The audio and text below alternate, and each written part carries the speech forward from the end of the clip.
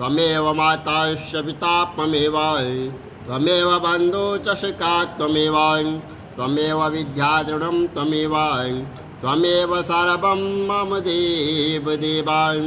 ओम नमो भगवते वासुदेवाय वासुदेवाय विश्वेश्वराय आदिपुरुषाय परम्परं लेखं पुरुषाय नमो नमः।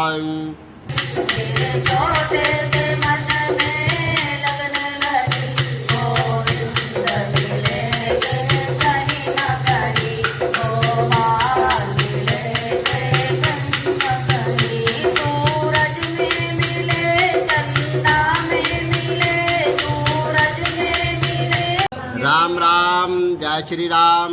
आप सभी भक्तों को राम राम। आदो देवकी देव गर्भ जन्नम गोपी गृह वर्धनम माया पूतनम जीवतापहरणम गोवर्धनो द्वारणम कंसा चेतनम कौरवादिहननम कुंती सुता पालनम एतत् श्रीमद्भागवत पुराणं कथितं श्रीकृष्णलीलामृतं। त्वमेव माताश्च पिता त्वमेव त्वमेव बन्धो च सखा त्वमेव त्वमेव विद्याधृढं त्वमेव त्वमेव सर्वं मम देव देवाय। ओम नमो भगवते वासुदेवाय वासुदेवाय विश्वेश्वराय आदिपुरुषाय परम्परं लेखं पुरुषाय नमो नमः। जगतबंधु ज्योति स्वरूपं जिय की जानन हार हरियश मांगन आयो दास प्रभु के द्वार।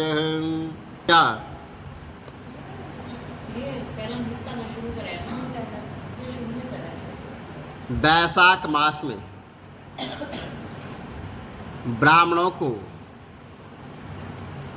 सुंदर चरपाई दान करता है और उस पर सोए हुए ब्राह्मण को हवा करता है, तो वह संपूर्ण धर्मों के साधन से उसका शरीर जो है वो निरोगा रहता है और वह योगियों से भी अति दुर्लभ मोक्ष को पाता है। उसके पाप ऐसे जल जाते हैं जैसे जो है अग्नि के स्पर्श से कपूर और उस पलंग पर ब्राह्मण के सोने के लिए जो है जीवन भर के जागने व जाने अनजाने में जो पाप नष्ट हो जाते हैं, वह इस जन्म में सुखों को भोगता है। उसके कुल की सभी वृद्धि होती है तथा यश और धैर्य उसको प्राप्त होता है।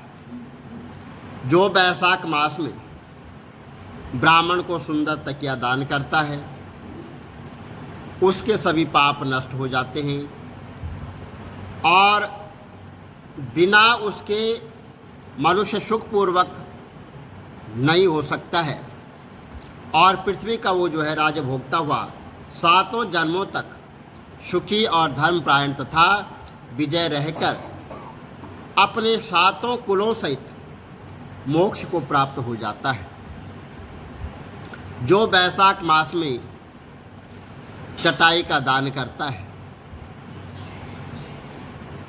जैसे जल में पड़ी हुई वह भीगती नहीं है और जल से अलग रहती है, वैसे ही वह मनुष्य संसार के सब धर्मों से अलग रहता है और चटाई और आसन देने वाला पुरुष आसन और शैया पर बैठकर सुख भोगता हुआ वह जीवन पर्यंत सुख भोगता हुआ वैकुंठ लोक को प्राप्त हो जाता है।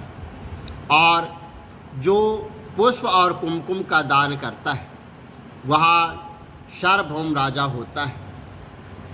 जो जल से भीगी हुई चंपा तथा कुश का दान करता है वह सब पापों से दूर रहकर सर्व सुखी देवताओं की सहायता से मोक्ष को प्राप्त करता है। जो मेघ संक्रांति में केतकी और मल्लिका का दान करता है वह भगवान की आज्ञा से मोक्ष प्राप्त करता है। जो सुपारी, सुगंधित द्रव्य तथा नारियल का दान करता है वह 7 जन्म तक ब्राह्मण के घर में जन्म लेकर 7 कुलों सहित भगवान विष्णु को प्राप्त होता है। जो ब्राह्मण के विश्राम के लिए मंडप बनाकर देता है उसका अनंत फल होता है। जो छाया मंडल बनाकर और बालू गिरवाकर प्याव लगाता है वह स्वर्ग का भी स्वामी होता है। जो रास्ते में बाग, तालाब, कुआं, बावड़ी, प्याव आदि लगाता है मानो धर्म उसका पुत्र ही है। उत्तम शास्त्रों का सुनना, तीर्थ यात्रा, जल दान, सत्संग, आनंद दान, पीपल का वृक्ष लगाना तथा पुत्र यहाँ ये सब पुत्र के समान ही है। ऐसी संतान देवताओं को भी दुर्लभ है। जिनके संतान न हो उनको इसमें से एक काम जो है वो अवश्य करना चाहिए। बोलो विष्णु भगवान की जय। जब कौरव और पांडव महाभारत का युद्ध वो चल रहा था तो धृतराष्ट्र ने कहा कि मैं भी जो है युद्ध देखने चलूँगा। तब श्री व्यास जी ने कहा कि हे राजन, नेत्रों के बिना क्या देखोगे? तो राजा धृतराष्ट्र ने कहा देखूंगा नहीं तो श्रवण करूंगा। तो व्यास जी ने कहा कि हे राजन, तेरा सारथी संजय जो कुछ महाभारत के युद्ध की लीला कुरुक्षेत्र में होगी सो यहाँ बैठे ही श्रवण करवाएगा। व्यास जी के मुख से ये वचन सुनकर संजय ने विनती करी कि हे प्रभु, यहाँ जो है हस्तिनापुर में बैठे कुरुक्षेत्र की लीला कैसे जानूंगा तथा राजा को किस भांति कहूँगा। तब व्यास जी ने संजय को ये वचन कहा कि हे संजय, मेरी कृपा से तुझे यहाँ सब दिखाई देगा। और व्यास जी के इतना कहते ही संजय की दिव्य दृष्टि हो गई और बुद्धि भी दिव्य हो गई। अब आगे महाभारत का कौतुक कहते हैं सो सुनो। 7 अक्षुणी सेना पांडवों की और 11 अक्षुणी सेना कौरवों की, यह दोनों सेनाएं कुरुक्षेत्र में जब एकत्र हुई तब धृतराष्ट्र ने पूछा कि हे संजय, धर्म के क्षेत्र कुरुक्षेत्र में युद्ध की इच्छा से एकमात्र एकत्र हुए यह पांडवों के पुत्रों ने क्या किया? तो संजय ने कहा कि पांडवों की सेना को व्यूहति देखकर दुर्योधन आचार्य द्रोण के समीप जाकर कहने लगे कि हे आचार्य, देखिए आपके शिष्य बुद्धिमान दुपत्र पुत्रों ने पांडवों की बड़ी सेना की कैसे व्यूह रचना की है। इस सेना में अर्जुन, भीम जैसे बड़े बड़े धनुर्धारी वीर, विराट, महारथी, द्रुपद, दृष्टकेतु, चेकितन, बलवान, काशीराज, पुरजित, कुंती, भोज, नरों में शेष, शैव्य और पराक्रमी, युद्धमान, बलवान, उत्तम मौज, अभिमन्यु और द्रौपदी के पुत्र सब के सब महारथी हैं। हे ब्राह्मण श्रेष्ठ, आपके स्मरण अब मैं अपनी सेना के प्रधान सेनापति के नाम बताता हूँ। भीष्म, कर्ण, युद्ध विजय, कृपाचार्य, प्रधान, अश्वत्थामा, विकर्ण और सोमदत्त का पुत्र भूरिश्रव और बहुत से सूरवीर मेरे लिए प्राण तक देने के लिए तैयार हैं। ये लोग शास्त्र चलाने में अति निपुण है। हमारी सेना को जिसके भीष्म रक्षक हैं अप्रतिम बल और उनकी सेना जिनके भीम रक्षक है थोड़ा बल है। हे राजन, अर्जुन ने श्री कृष्ण जी से कहा आप मेरा रथ दोनों सेनाओं के बीच में खड़ा कीजिए जिससे मैं दुर्योधन से प्रीति करने वाले जो युद्ध के लिए यहाँ पर एकत्र हुए हैं उनको देखूंगा। तो संजय ने कहा कि हे राजन, अर्जुन की बात सुनकर भगवान श्री कृष्ण ने भीम, द्रोण आदि वीरों के सामने उत्तम रथ को खड़ा करके कहा कि हे वीर, युद्ध के लिए उद्यत इन कौरवों को देख लो। अर्जुन चाचा, बाबा, गुरु, मामा, भाई, पुत्र, पौत्र, मित्र, ससुर और स्वजनों को शास्त्रों से सुसज्जित देख खड़े देखा और उनसे इन दोनों सेनाओं को अपने में सब बंधुओं को देखकर परम मर्यादित होते हुए यह वचन कहे कि हे भगवान श्री कृष्ण, युद्ध की इच्छा से आए हुए इन अपने बंधुओं को देख मेरे अंग जो है बड़े ढीले होते जा रहे हैं और मुख सूखा जा रहा है। मेरा शरीर बेकाल होता है, गांड भी हाथ से गिर जाता है। हे केशव, मुझ में यहाँ खड़े रहने की सामर्थ्य नहीं है और सब लक्षण मैं उल्टे देख रहा हूँ और संग्राम में अपने स्वजनों का वध करके कोई लाभ नहीं होगा। हे श्री कृष्ण, मैं जीत, राज्य और सुख भी नहीं चाहता हूँ। हे प्रभु, मुझको राजभोग तथा जीवन से क्या काम है, क्योंकि जिनके लिए राजभोग और सुख की इच्छा की जाती है ये सब इस युद्ध में प्राण धन की इच्छा छोड़ मारने और मरने को तैयार है। और आचार्य, पिता, पुत्र, पितामह, ससुर, पौत्र, साले, संबंधी ये सब मुझे मारे तो भी हे मधुसूदन, मैं इन्हें मारने की इच्छा नहीं करूँगा। हे जनार्दन, धृतराष्ट्र के पुत्रों को मारकर हमारा क्या भला होगा, इसलिए हमें अपने भाई धृतराष्ट्र के पुत्रों को मारना अनुचित है। हे माधव, स्वजनों को मारकर क्या हम सुखी हो सकते हैं? ये सब लोभ के वशीभूत और कुल का नाश करने तथा मित्रद्रोह करने में पाप को नहीं देखते। कुल नाश के दोष को जानते हुए भी हमको इस पातक से क्यों नहीं दूर रहना चाहिए? कुल का नाश करने से कुल प्राचीन धर्म नष्ट हो जाते हैं, फिर धर्म नाश होने में कुल में पाप बढ़ता है। हे कृष्ण, पाप से कुल की स्त्रियां व्यभिचारिणी होती है, जिससे वर्ण शंकर संतान उत्पन्न होती है।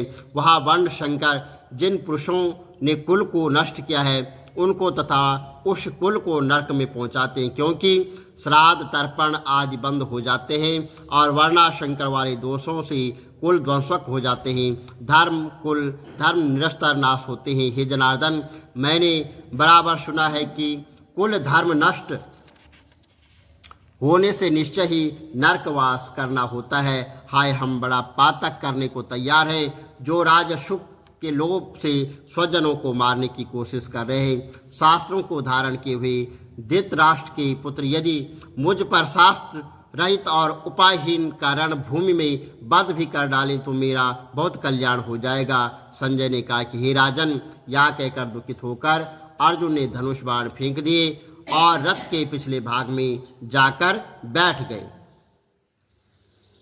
पहले अध्याय का मातम्य। एक समय माता पार्वती ने पूछा कि हे महादेव जी, किस ज्ञान के बल से आपको संसार के लोग शिव कहकर पूजते हैं? मृगशाला ओढ़े, अंगों में शमशानों की विभूति लगाए, गले में सर्प और मुंडों की माला पहन रहे हैं, इनमें तो कोई भी पवित्र नहीं है। फिर भी आप किस ज्ञान से पवित्र हो, वह आप कृपा करके मुझे बताइए। तो श्री महादेव जी बोले कि प्रिय सुनो, गीता ज्ञान को हृदय में धारण करने से मैं पवित्र हूँ और उस ज्ञान से मुझे बाहर के कर्म व्याप्त नहीं हैं। तब माता पार्वती ने कहा कि हे भगवान, जिस गीता ज्ञान की आप ऐसी स्तुति करते हैं उसके श्रवण करने से कोई कृतार्थ भी हुआ? तब महादेव जी ने कहा कि इस ज्ञान को सुनकर बहुत जीव कृतार्थ हुए और आगे भी होंगे। मैं तुमको एक पुरातन जो कथा कहता हूँ कि तुम श्रवण करो। एक समय पाताल लोक में शेषनाग की सैया पर भगवान श्री नारायण जी नैन यानी आंखें मूंद कर अपनी आनंद में मग्न थे। उस समय भगवान के चरण दबाती हुई माता लक्ष्मी जी ने पूछा कि हे प्रभु, निंद्रा और आलस्य उन पुरुषों को व्याप्ता है जो जीव तामसी है, फिर आप तो तीनों गुणों से अतीत हो। आप जो नेत्र मूंद रहे हो यानी बंद कर रहे हो, यह मुझको बड़ा आश्चर्य है। तो भगवान श्री नारायण जी बोले कि हे लक्ष्मी, मुझको निंद्रा आलस्य नहीं व्याप्ता। एक शब्द रूप जो भागवत गीता है उसमें जो ज्ञान है उसके आनंद में मग्न रहता हूँ। जैसे 24 अवतार मेरे आकार रूप हैं, तैसे यह गीता शब्द रूप अवतार है। इस गीता में यह अंग 5 अध्याय मेरे मुख हैं, 5 अध्याय मेरी पूजा है, 11वां अध्याय मेरा हृदय है, 16वां अध्याय मेरा उदार है, 17वां अध्याय मेरी जांग है और 18वां अध्याय मेरे चरण है। सब गीता के जो श्लोक हैं वो सो मेरी नाड़ियाँ हैं और जो गीता के अक्षर हैं सो मेरे वो रोम है। ऐसा जो मेरा शब्द रूपी गीता ज्ञान है, जिनके अर्थ हृदय में मैं विचरता हूँ और बहुत आनंद को प्राप्त होता हूँ। श्री नारायण जी ने कहा कि हे लक्ष्मी, गीता ज्ञान को सुनकर बहुत जीव कृतार्थ हुए हैं। सो तुम सुनो। शूद्र वर्ण एक प्राणी था जो चंडाल के कर्म करता था और तेल लवण का व्यापार करता था। उसने बकरी पाली, वहाँ बकरी को चराने वन में गया और वहाँ पर जो है वृक्षों को तोड़ने लगा तो वहाँ पर एक सर्प ने उसे डस लिया, जिससे तत्काल उसके प्राण निकल गए। मारकर उसने बहुत नरक भोगे, फिर बैल का जन्म पाया और उस बैल को भिक्षुक ने मोल ले लिया। वह भिक्षुक उस पर चढ़कर सारा दिन भिक्षा मांगता, फिर जो कुछ भिक्षा मांगकर लाता वह कुटुंब के साथ मिलकर खाता और वह बैल सारी रात जो है द्वार पर बंधा रहे, उसके खाने पीने की कोई खबर न लेता। कुछ थोड़ा सा भूसा उसके आगे डाल देता। जब दिन चढ़ जाता बैल पर चढ़ जाता, मांगता फिरता। कई दिन ऐसे गुजर गए। बैल भूख का मारा गिर पड़ा, उसके प्राण नहीं छूटे। नगर के लोगों ने देखा कि कोई न तीर्थ का फल उसको दे, तो वह या तो व्रत का फल दें या तीर्थ का फल दें, तो उस बैल के प्राण नहीं छूटे। तो एक दिन एक गणिका आई और उसने मनुष्यों से पूछा कि यहाँ पर ऐसी भीड़ क्यों है। तो उसने कहा इसके प्राण नहीं जाते, तो अनेक पुण्यों का हमने फल भी दे दिया है तो भी इसकी मुक्ति नहीं हो रही है। जब गणिका ने कहा कि मैंने जो किया है उसका फल मैं इस बैल के निमित्त देता हूँ, इतना कहते ही बैल की मुक्ति हुई। तब बैल ने एक ब्राह्मण के घर में जन्म लिया और पिता ने इसका नाम जो है सुशर्मा रखा। जब वह बड़ा हुआ तो पिता ने इसको पढ़ाया लिखाया और पिछले जन्म की इसको सुध रही थी। इसने एक दिन विचार किया कि जिस गणिका ने मुझे बैल की योनि से छुड़ाया है मैं उसका दर्शन करूंगा। विप्र चलता चलता गणिका के घर गया और कहा कि तू मुझे पहचानती है। तो गणिका ने कहा कि मैं नहीं जानती, तू कौन है, तेरी क्या पहचान है। तो विप्र वैश्या तथा विप्र ने कहा कि मैं बैल हूँ जिसको तुमने अपना पुण्य दिया था, तब मैं बैल की योनि से छूटा था। अब मैंने विप्र के घर में जन्म लिया है, तो अपना पुण्य बता। गणिका ने कहा कि मैंने जाने कोई पुण्य नहीं किया। मेरे घर पर एक तोता था और वहाँ कुछ पढ़ता रहता था, मैं उसके वाक्य सुनती थी, उस पुण्य का फल मैंने तेरे निमित्त दिया। तब विप्र ने तोते से पूछा कि तू सवेरे क्या पढ़ता था। तो तोते ने कहा कि मैं पिछले जन्म में विप्र का पुत्र था, पिता ने मुझे गीता के पहले अध्याय का पाठ सिखाया था। एक दिन मैंने गुरुजी से कहा कि तुम मुझको क्या पढ़ाया है। तब गुरुजी ने मुझे शाप दिया कि तू सुआ जा हो जा। तब मैं सुआ हुआ और एक दिन फंदक मुझे पकड़ कर ले गया, तो विप्र ने मुझे मोल ले लिया। वहाँ विप्र भी अपने पुत्र को गीता का पाठ सिखाता था। तब मैंने भी वहाँ पाठ सीख लिया और एक दिन विप्र के घर चोर घुस पड़े। उनको धन प्राप्त न हुआ तो वो पिंजरा उठाकर ले गए। उन चोरों की यह गणिका मित्र थी, मुझे इसके पास ले आए। सो मैं नित्य गीता जी के पहले अध्याय का पाठ करता हूँ और वही यह गणिका सुनती है। इस पर गणिका की समझ में कुछ नहीं आता। जो मैं पढ़ता वही पुण्य के निमित्त दिया था।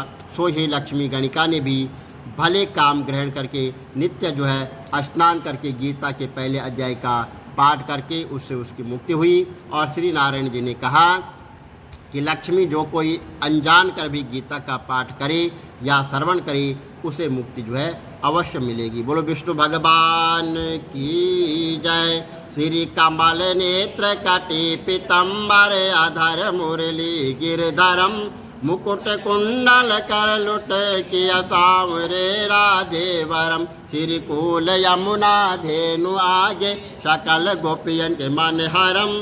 पीत वस्त्र गरुड़ वाहन चरण शुक नित्य सागरम। करत केल कलोल निस्तिन कुंज भवन उजागरम। अजर अमर अडोल निशल पुरुषोत्तम अपरा परम। दीननाथ दयाल गिरधर कंस हीना कुशहनम। गल फूल माल विशाल लोचन अधिक सुंदर केशवम। वंशीधर वसुदेव चायो वाल चलो श्री वामनम। जल डूबते गजरा कलीनो लंका चेजो रावणम। सप्तदीप नव खंड 14 भवन कीनो इक पदम। द्रौपदी की लाज राखे कहा लो उपमा करम। दीननाथ दयाल पूरण करुणमय करुणा करम। कविदत्त दास विलास नितिन नाम जप नित नागरम। प्रथम गुरु के चरण बंदो यश ज्ञान प्रकाशितम। आदि विष्णु जुगादि ब्रह्मा सेवते शिव शंकरम। श्री कृष्ण केशव कृष्ण केशव कृष्ण यदुपति केशवम। श्री राम रघुवर राम रघुवर राम रघुवर राघवम। श्री राम कृष्ण गोविंद माधव वासुदेव श्री वामनम। मत्स्य कच्छवाराह नरसिंह पाहि रघुपति पावनम। मथुरा में केशव ब्राजे गोकुल बाल मुकुंद जी। श्री वृंदावन में मदन मोहन गोपीनाथ गोविंद जी। धन्य मथुरा जहाँ श्रीपति अवतरे। धन्य यमुना नीर निर्मल ग्वाल बाल सकावरे। नवनीत नागर कृत निरंतर से विचार मन मोहितम। कालादि तट करत्र क्रीड़ा बाल अद्भुत सुंदरम। ग्वाल बाल सब सक विराजे संग राधे भामिनी। वंशी वट तट निकट यमुना मूल किटेर सुहावनी। बज राधे विष रघुवंश उत्तम परम राजकुमार जी। सीता के पति भक्तन के गति जगत प्राण आधार जी। जनक राजा पनक राके धनुष बाण चढ़ावही। सती सीता नाम जाके श्री रामचंद्र प्रणामही। जन्म मथुरा केल गोकुल नंद के हृदय नंदनम। बाल लीला पतित पावन देव की वसुदेवकम। श्री कृष्ण कलमल हरण जाके जो भजे हरि चरण को। भक्ति अपनी देव माधव भव सागर के तरण को। जगन्नाथ जगदीश स्वामी श्री बद्रीनाथ विशंबरम। द्वारिका के नाथ श्रीपति केशवम प्रणवायम। श्री कृष्ण अष्टपद पढ़त निस्तिल विष्णु लोक सगच्छतम। श्री गुरु रामानंद अवतार स्वामी कविदत्त दास समाप्तम। श्री कमल नेत्र समाप्तवम। विष्णु भगवान की जय। लक्ष्मी नारायण भगवान की जय। वैशाख महात्म की जय।